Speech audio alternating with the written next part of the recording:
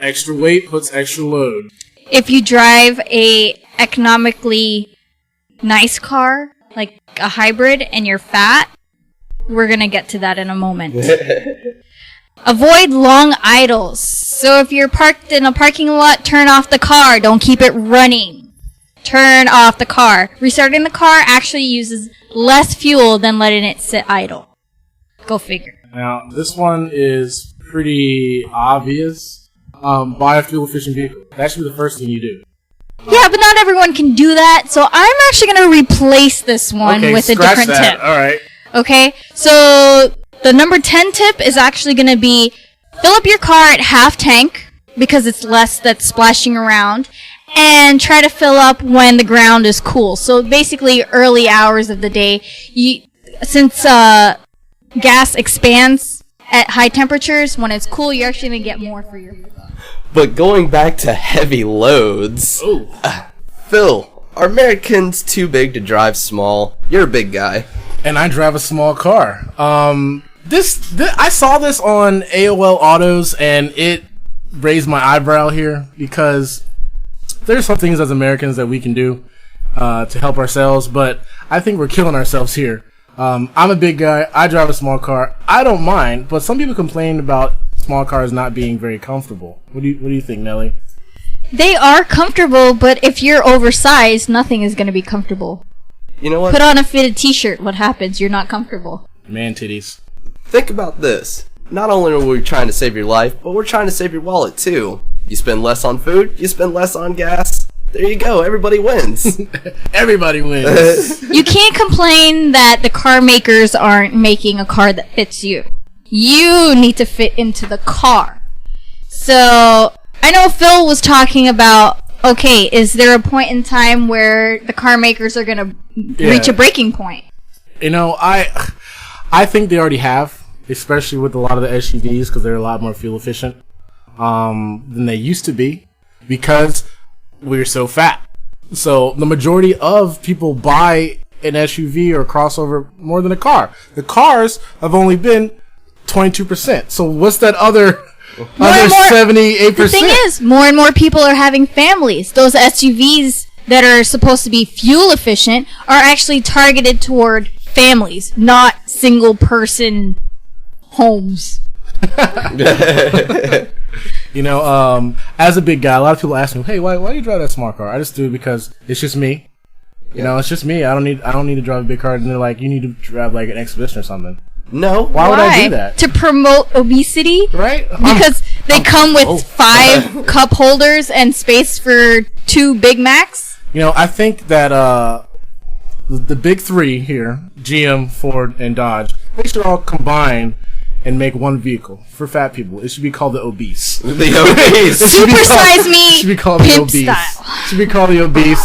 You know, with all capital letters: big O, big B, big E, big S, and a big O E at the end. A big old bubble E. And it's got diabetes. It runs off sugar. So if that person goes on to Pimp My Ride, it'll be called Supersize Me Edition? Yes, yeah. Okay. I think you're right.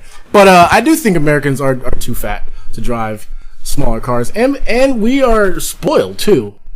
We want, we're considered the best country in the world. We want everything the best. Why would they settle for a smaller car when they can just buy a bigger car? Enough of the cholesterol jokes, y'all. Let's move on to the 2011 Volkswagen Touareg. Back on topic, actually. Okay. Well, the Touareg is new from Volkswagen. We actually had a hard time picking which one we should use, the Volkswagen Touareg or the Tiguan. The Volkswagen Touareg is a little bit bigger than the Tiguan, and we decided that was the vehicle that we would be reviewing. Even though Jordan skipped the whole part, it's okay. But anyway, the Volkswagen Touareg 2011, they have about 17,000 different trim levels, ranging from gasoline to diesel to hybrid to lava powered to nuclear powered to wind powered. Right, okay, and then the prices go from 44 G's to a small home. $60,000. To a small home, yes. And with that said, all of us kind of was thinking here. Volkswagen does own Porsche and Audi. Who would buy this? Because they have similar models just like that. They have the Audi Q7. They also have the Porsche Cayenne, which are around the same price. So who do you think, what would be the demographic for this car? Daddies are going to buy it for their little girls. Think so? That's Either that or grandparents. You know, I'm going to agree with both of you guys because I don't think a single person would etch out and say, I'm going to buy the Volkswagen Touareg. Now. Well, let's take a look at the gas consumption. Okay, well, the VR6 Sport is the base model of the Touareg. It gets up to a whopping 16 miles a gallon in the city and a crazy, sad, blistering 23 highway miles. As compared to the hybrid. Oh, you guys are going to be shocked on this one. The hybrid version, which costs over 60 grand, gets 20 miles a gallon in the city and 24 miles a gallon in the highway. 24, which is only one more on highway than the base model. That's thousands and thousands and thousands and thousands of dollars more for 1 mile. Is it worth it? No. No. You can save that money and spend the gas. Yeah. Okay, and then look at the diesel engine, the TDI Executive. Well, hold on. The TDI Sport is actually cheaper. That's ranging from $47,000. The TDI Sport is a 3-liter V6 that gets, check this out, guys, up to 19 city and 28 highway miles. So in city, it's actually 3. It's actually 1 less than the hybrid, 3 more than the gasoline, and also it's 4 more than the diesel on the highway, which is amazing. Now, Jordan and I talked about diesels previous episodes, and we're hoping that companies will start to bring this technology over here, because having a diesel isn't bad. No, it's technically it's better than hybrids. You see this, $60,000 for a hybrid. 60. It's because you're paying for a little leaf sticker. Yes. Well, that's what's wrong with everybody. They think going green is the best thing, but you got to be smart. You got to think about the money green too. Yes, you got to think about that green. People aren't thinking about that. They'll just throw away that green for the other green. But we're always thinking about the green. Always thinking about the green. We're trying to save you guys money and have weird puns that we don't know what we're talking about. But we can't leave this without talking about the Beetle. No, we're not. No, we're not. We're not. Jordan accidentally switched up a little bit of the format here, so we're gonna bring it back to what car we actually thought had the biggest impact for Volkswagen. Beetle. Nelly obviously is very expressive on the Beetle. My choice is also the Beetle, and Jordan's choice, I think y'all are saps. The Golf.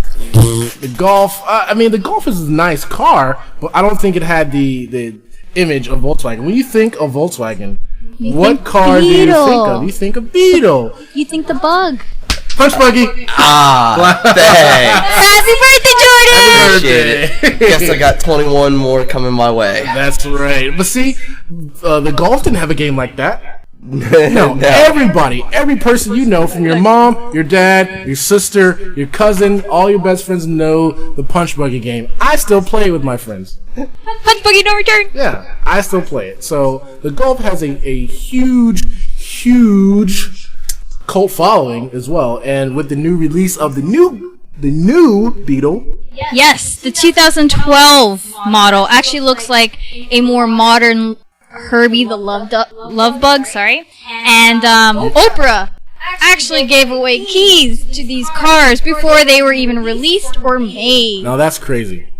That is crazy. I actually kind of like this one. They look like they took some features from the Audi TT on the rear. Which they probably did because they have a huge basket of parts, especially that they own Audi. Spec-wise, on the turbo, 2-liter turbo, which they took from the Audi, it's got 200 horsepower, right along speed with the Golf. Right. The GTI, which is the same engine. 0 to 60, 7.5 seconds. Got a 6-speed transmission. Gas mileage up to 30 highway miles, which is not bad. Prices starting out would be around 23, 24. which isn't bad. It's mid-range. Do you think, Nelly, that this will sell like the other Beetle did? The last I think generation? it'll sell better because one, it's a bit more masculine. Two, based on these pictures, I don't see the little flower holder. I was going to ask you about that. Do you think guys will buy this Beetle? I think they will. It has racing stripes. Honestly, I think it has rally potential. Rally potential, really? Rally. I think it has potential. I said potential.